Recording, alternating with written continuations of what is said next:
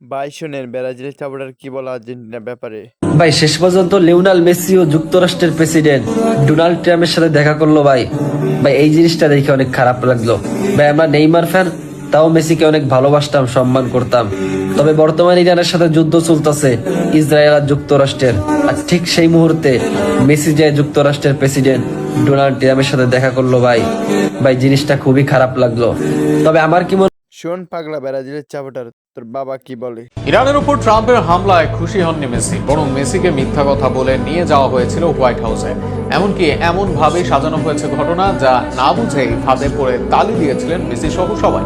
মেসিদের coach Argentine কিংবদন্তি মার্সেলোনো নিজে জানিয়েছেন এইসব তথ্য।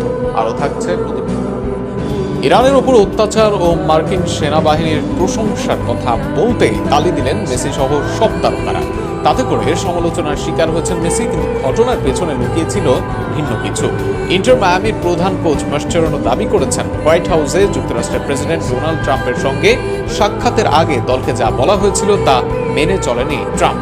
মার্সেলোনো বলেন, হোয়াইট হাউসে যাওয়ার আগে আমাকে ও দলকে বলা হয়েছিল যে সেখানে শুধু ফুটবল নিয়েই কথা হবে, কোনো রাজনৈতিক ব্যাপারে নয়।